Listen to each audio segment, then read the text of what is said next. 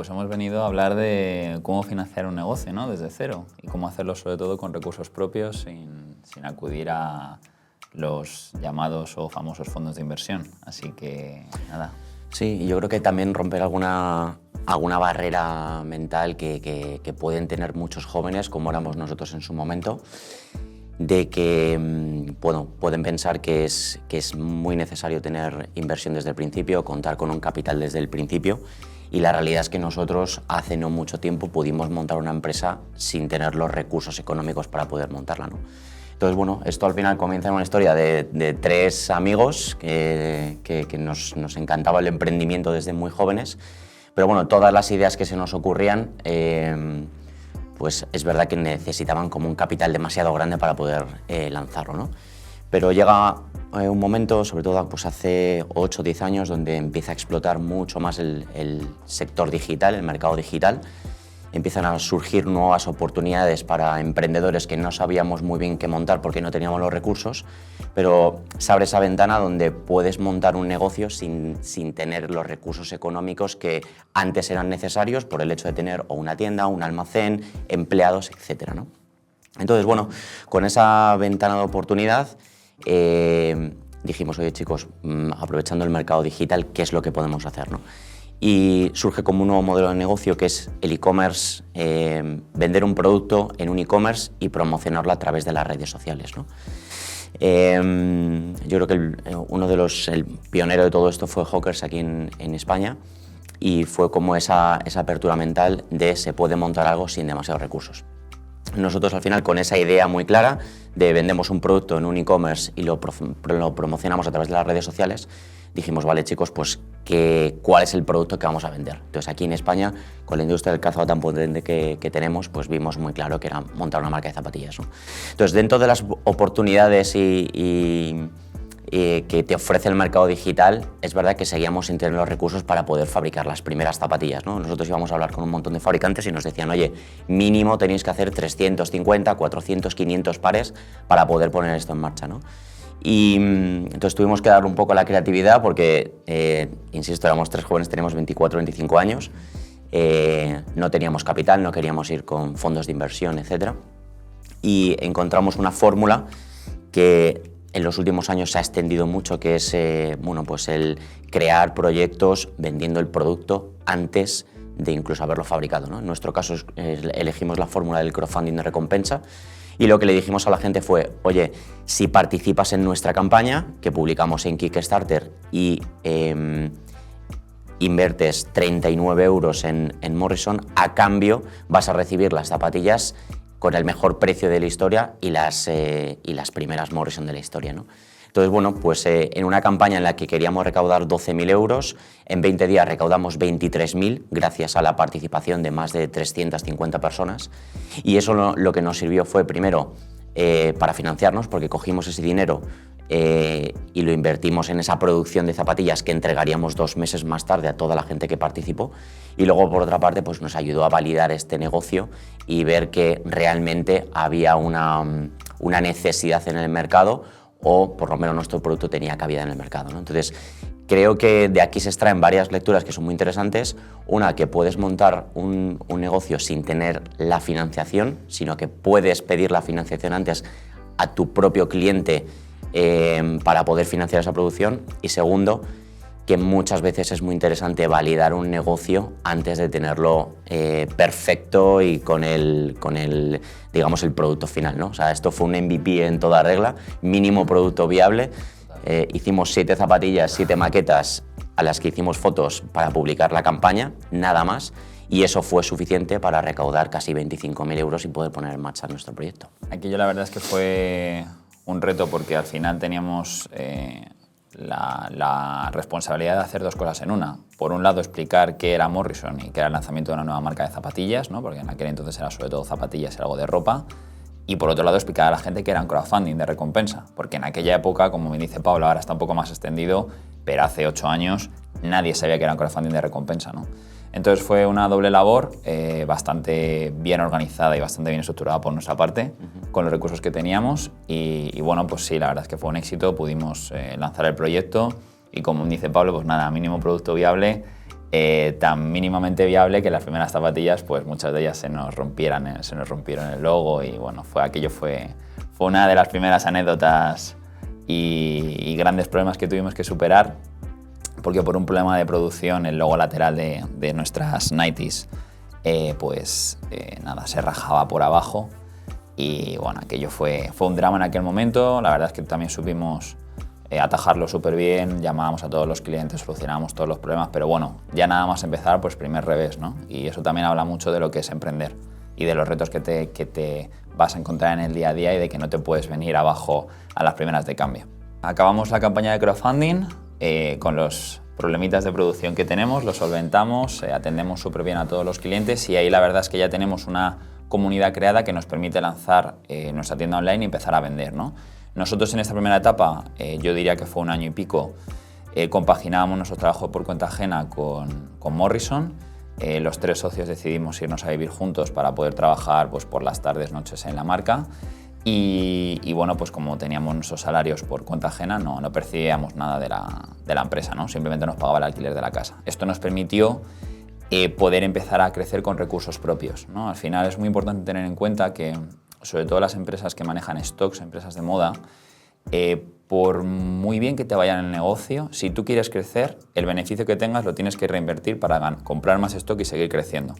Ni hablar, por supuesto, de marketing y demás, pero simplemente un puro tema de stocks para seguir creciendo, tienes que reinvertir todo lo que ganes y un poquito más que posiblemente tengas que apoyarte en financiación externa para seguir creciendo.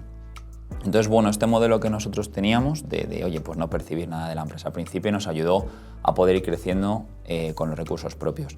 A partir de ahí, en ese primer año también, pues empezamos a explorar las financiaciones bancarias, ¿no? Nosotros siempre nos hemos apoyado mucho en los bancos, sobre todo a raíz de los primeros sustos que te pegas en este mundo, sobre todo cuando no tienes tanto conocimiento, ¿no? de finanzas. Y nosotros tenemos una anécdota que contamos siempre, que fue pues, un día que nos despertamos con la cuenta en menos 40.000 o menos 50.000 euros porque no teníamos tanto control de la contabilidad y ni hablar del cash flow y bueno, pues nos llegaban un montón de facturas de proveedores a la vez, un inicio de mes. Nos vimos la cuenta en negativo y dijimos, wow, ¿qué hacemos, no? Por aquel entonces creo que teníamos únicamente una línea de crédito, Banco Sabadell, nuestro primer banco, sí. Nuestra primera línea de crédito. Pero nada, una testimonial, ¿no? Y me acuerdo que nada, llamamos al banco, fuimos a reunirnos con ellos, les planteamos toda la situación, las proyecciones de venta y demás, y nos dijeron, claro, chicos, si queréis seguir creciendo a este ritmo, por supuesto tienes que reinvertir todo lo que ganes, pero necesitas apoyarte en nosotros y tener más herramientas más allá de la línea de crédito, ¿no? Ahí es cuando empezamos a descubrir fórmulas como el confirming, también préstamos a corto plazo. Digamos que empezamos a desarrollar lo que hoy es un pool bancario súper enriquecido, ¿no? Y sobre todo nos dimos cuenta de la importancia de apoyarte en los bancos si quieres tener un crecimiento sano como empresa. A ver, yo creo que uno de los aprendizajes de este primer susto es, primero, tener ese conocimiento financiero de la empresa, que yo creo que justo a partir de eso fue cuando realmente pusimos el foco ahí para poder solventar cualquier susto que se nos pudiera venir, que bueno, después de ese han venido muchos más, pero sí, lo bueno es que con ese conocimiento ya te anticipas y eres capaz de solventarlo. Y luego el romper esa barrera mental que yo creo que tenemos muchos por falta probablemente de formación financiera o porque quizás en la educación tradicional no te inculcan el conocimiento del dinero, la gestión del dinero, por supuesto, de la empresa cero. Entonces, también romper la barrera mental de poder apoyarte en los bancos para el crecimiento de tu empresa, ¿no? Hemos visto un montón de ejemplos en los últimos años de empresas que se han financiado directamente con inversores, cuando en muchos modelos de negocio sí que es cierto que necesitas una gran inversión y por lo tanto acudir a inversores probablemente sea la vía, pero hay muchos modelos de negocio que no necesitan de un inversor externo, sino que pueden crecer con sus propios recursos apoyándose en la financiación bancaria. Muchas veces pensamos en la financiación bancaria como voy a pedir un préstamo y como me vaya mal voy a perder la casa y demás, y en realidad no es así, ¿no? O sea, los bancos es verdad que por nuestra experiencia siempre quieren ayudarte, quieren darte diferentes alternativas, que no es simplemente un préstamo, sino financiarte los stocks, como decía Álvaro, financiarte las facturas que tienes que cobrar de proveedores. Entonces hay como muchas alternativas.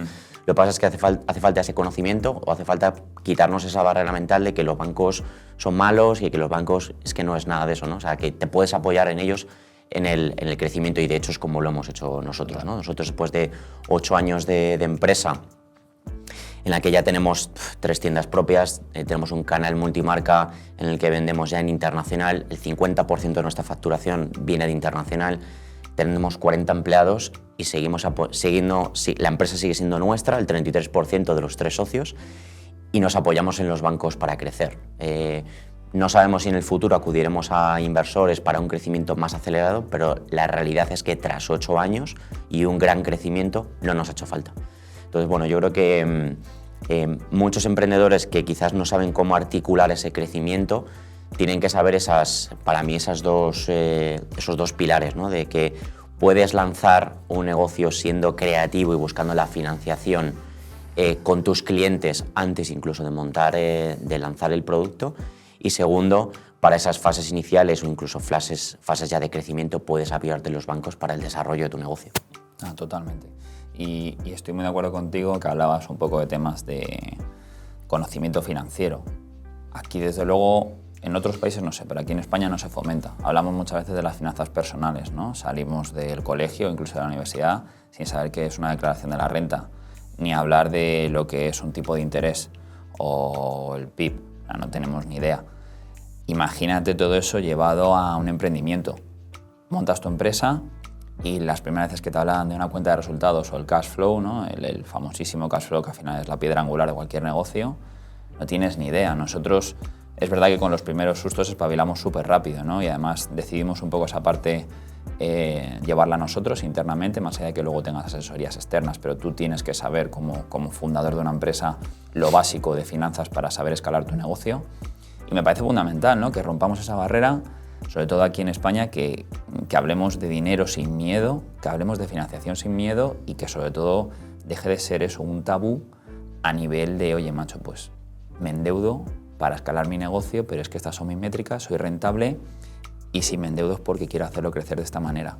Entonces creo que es súper importante la formación financiera y que empecemos a romper esas barreras, tanto a nivel finanzas personales como a nivel finanzas empresariales, y que la gente sepa cuáles son las métricas clave de un negocio, tanto como para lanzarlo como para hacerlo escalar y crecer de manera sana y rentable, porque las empresas se crean para que sean rentables, no para perder dinero indefinidamente, que eso también es importante. ¿Qué esperamos de Morrison en los próximos años? Yo creo que este año vamos a cerrar, hablo en cifras con IVA, pues por encima de los 8 millones, que era lo que teníamos proyectado.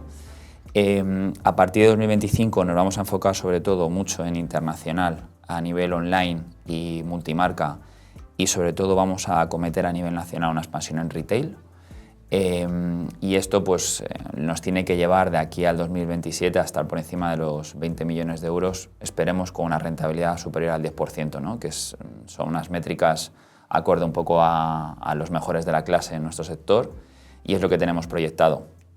Nos apetece muchísimo esta nueva etapa, sobre todo creo que los 3 principales canales de venta de una empresa como Morrison pues es el online, canal multimarca y retail propio.